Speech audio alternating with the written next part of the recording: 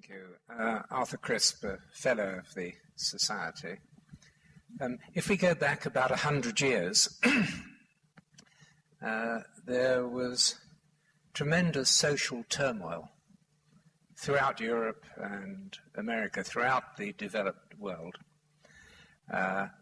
most of which has been lost sight of because of the dreadful impact of the First World War. The Edwardian times are sketched in as elegant and so on, but they weren't. It was a time of great social turmoil. Barbara Tuchman writes vividly about it. It was socialism and it was anarchy, and there was the threat of revolution in many European countries. And I'd be interested in your views about the relationship of the First World War to the issues that you're talking about, because I've always felt that the First World War was a back-to-the-wall attempt to restore the status quo by the landed, the people who owned the land throughout Europe. We're talking about the monarchs, who were all related and so on, to create a conflict that would abort what would otherwise have been a social revolution, and indeed in a way became one after the Second World War, although it happened after the First World War nevertheless in Russia. But it was a revolution that would have been driven by the working classes and not those who were emerging as the middle-class homeowners that you were talking about. It was a class that felt dispossessed and in a way still is dispossessed.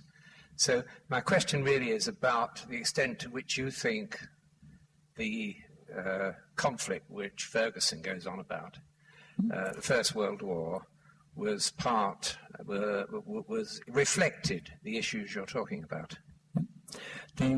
With the benefit of hindsight, and there's no doubt that's what it is, all that the Soviet system was the Tsar rewritten in much harsher terms. Instead of, an aristocratic landlord, you got the state as your landlord. In fact, basically things just didn't change. And especially talking about the First World War, I think the whole concept, if you look at what has actually happened, if you look at where prosperity is and how many people it affects, in the United Kingdom, 4.2% 130 years ago, 70% now. Go back to the First World War, 7% perhaps owned something, and that would be a figure for all of Europe. So the whole class thing was sold as freedom, liberation, revolution, but in actual fact, it was just a change of landlord. Instead of having the aristocrat as your landlord, you got the state as your landlord. So the road to prosperity was undoubtedly hugely interrupted, because sitting where we are, we can see what that road was. The road was actually private home ownership, but nobody understood that, and it's not very exciting. It's terribly hard to go down and wind up the mob in Red Square saying, freeholds, have your two up, two down. It doesn't stir the masses. But I feel that in World War I in particular, you had a change of landlord and nothing else. And a huge price in lives was paid for it.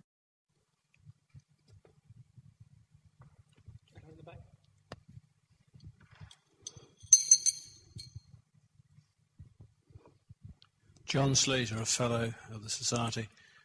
I'm not totally convinced by your argument. If one analyses the power dynamic in this, I don't think the absolute right of ownership of land is the issue. I think it is the ownership of the wealth of the land. If one goes to the 2002 Act that you quote, ultimately the state can compulsorily purchase any land. And so, therefore, ultimately, the state is the owner. But they can only do it by paying compensation for such compulsory purchase. And surely the dynamic in what is going on, bearing in mind that those that hold freeholds and those that are the leaseholders of the freeholders have votes and can vote for whoever's going to be government, surely the power in this is the issue of who owns and controls the wealth of the land and not the outright ownership. I'd appreciate your comment. No, I hope I'm not being unfair to, theoreticians and so on. I feel, well, first of all, 70% of the landholders in the United Kingdom are freeholders. So when you talk about leaseholders, you're down to mainly London and the metropolitan cities, and you're down to a very small number in actual fact. The bulk of holdership is freehold, and the bulk of that form of ownership is, a home, 2 up, 2 down, or whatever, even flats and things. And I think, as I've said, we still have states that belong to history. The structures of states should have changed to recognize that people now own the assets, ordinary people. I'll give you a couple very simple samples of how the state is not responding to this. The last Conservative government cancelled mortgage tax relief, and everybody wonders why our house building levels are at the same level as 1924. The growth in home ownership, I think, has been masked by council house sales and has stopped pretty well totally. And there's political nerves about ordinary people owning their own home, because eventually they will start saying to a lot of state impositions, no, push off. This is my house, go away. I decide what I do here. The potential, remember the American Revolution in 1776 was done, if you like, by Bolshevik English immigrants who didn't like an overwhelming state. Now, homeowners have been seriously mistreated. Their tax relief is gone. The richest landowners get the subsidy and don't pay tax. I mean, this is mad. You're giving rich people $4 billion a year, the people who are very rich, and taking it from the rest of us. But I think what I'm saying, I don't develop it because there were too many facts to actually bring to notice, if you like.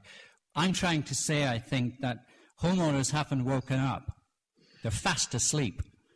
And when they wake up and say, no, we are the power,